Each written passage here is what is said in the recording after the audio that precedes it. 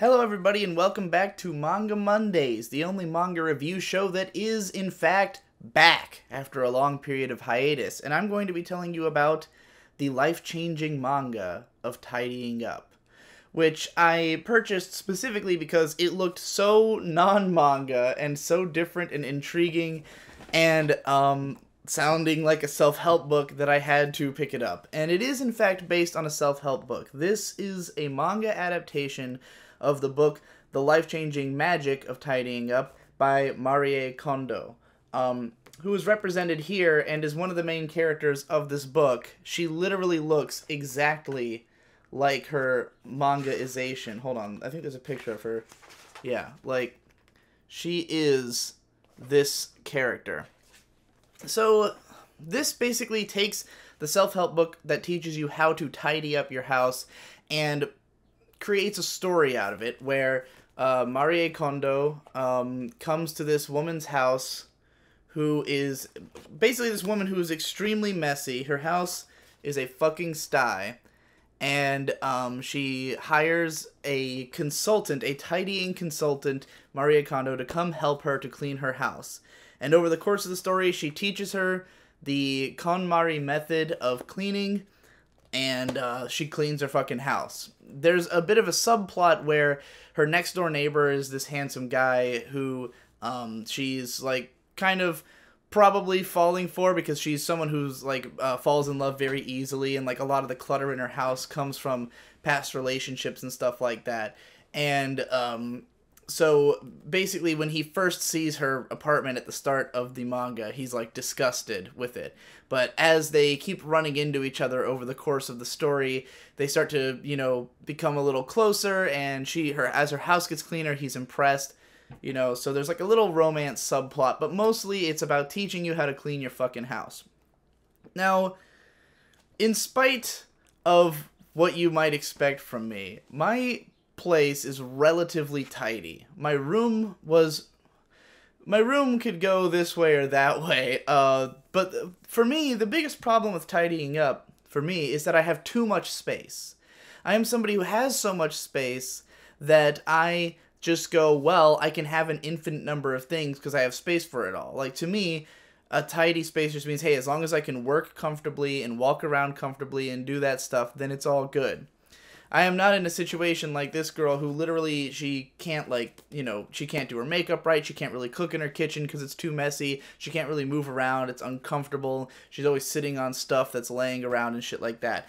I do a good job of making sure that doesn't happen, but this manga made me realize that I should be doing a lot more. And, basically, the guiding principle behind the Marie Kondo method is to only keep things that spark joy. If you look at something and it sparks joy with you, you keep it. If it doesn't, you get rid of it. And you go through things in order, starting with like your clothes, your what was the second thing? It was like clothes and then something else and then papers, and then everything else is the other category, and you go through that. And a big part of the method is gathering everything into one place, everything of one item into one place, and then sorting through it, which is something I already do. So like a lot of this is stuff I knew. This is stuff that I use myself in how I keep my house clean or my room clean. And you know, I've already been using a lot of these techniques, but the most important thing that I learned from this book is this idea of don't keep things just because. They keep repeating that. Like, if you have a bunch of shit around that you have just because, then it's just taking up space, it's just weighing on your mind, as opposed to being free from it and, like, you know, everything in your house being something that's good, that sparks joy. And that really got me thinking about the fact that, like, yeah, again, because I have so much space, I've held on to everything. I have tons and tons of shit. And I got lucky, because I just moved into a new house. So this is a very appropriate time to read this, you know, as a way of approaching my new place. Because I had just enough stuff that I filled a U-Haul trailer in my car with all my shit and drove it upstate, or up the coast. And I was lucky that I had just enough space for all of my shit, but immediately upon moving in here, I, bought a whole bunch of new shit, collected more stuff. I just got this new couch, had to leave my couch behind, and got a new one. So it got me thinking about the fact that, like, when I move again, I'm gonna have way more shit to take with me, unless I cut down on my shit significantly. And yes, I can fit everything in here, but there's lots of stuff that when I was putting it on the shelf, it just makes me mad that I still have it. I just think, well, I've never read this book, I'm never going to read this book, but I've got space, so why not? And the thing is that the way I organized my shelves, look at this. Look at this bookshelf over here. Okay?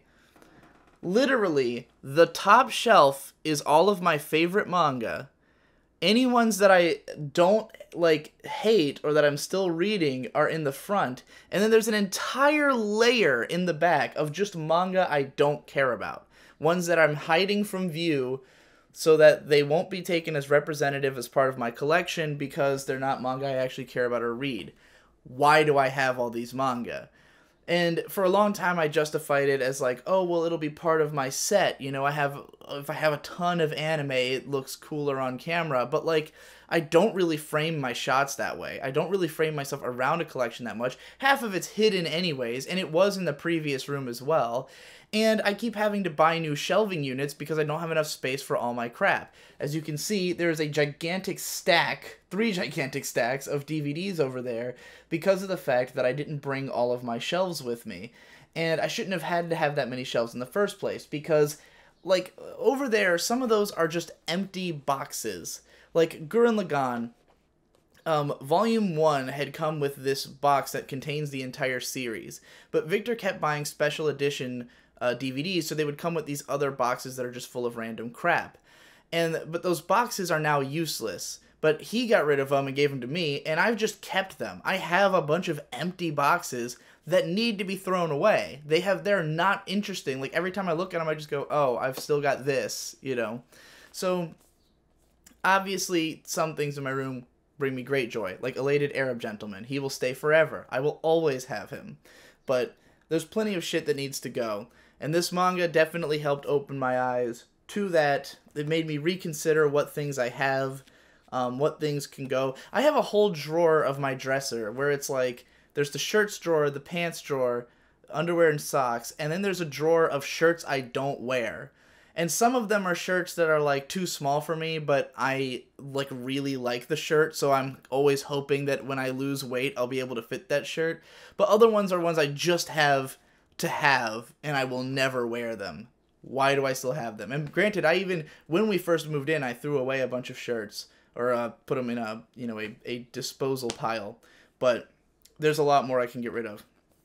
So yeah, I mean, the way that this manga is presented, the way that the method is presented, is that it will literally change your life. That, it changes the way you think and what you can do in your house, and, it'll completely change all your relationships and everything you do in life. For this character, it completely changes her entire life. I don't see anything that extreme happening for me, but I do think that if my room was less cluttered, it would give me more opportunities to organize things in a more interesting way. Right now, everything's literally just stacked, because I have so much crap that, every time I go to organize it, for instance, I didn't even alphabetize these. I just threw everything in by size, but they're not even in alphabetical order, because I have so much stuff that the thought of, every time I buy a new manga, having to figure out where it goes is a pain in the ass. But that wouldn't be if I didn't have so much fucking manga, or, so many DVDs I don't watch, or will not watch. So, yeah, I think it would change my ability to, manage the space and make it interesting as a backdrop for videos. There's also a lot of, kind of weird spiritual element to this, where Marie Kondo is always talking about, Marie Kondo is always saying things like, you're communicating with your clothes and, pass your energy to it kind of thing. There's a little bit of that, I think most of it's kind of as a medicine to, wash this stuff down. A lot of it's just about the sentimental aspect and, appreciating that the reason it's hard to get rid of this stuff is that there's a sentiment to it. And if you discard it with sentiment, not flippantly, but, thank it for its service and say like, okay, I enjoyed you at a time, but you're gone now, you know, then you'll feel better about getting rid of it, which is an interesting idea, and it's kind of cool. Yeah, overall, I really enjoyed this. I burned through it in less than a day. It's paced well.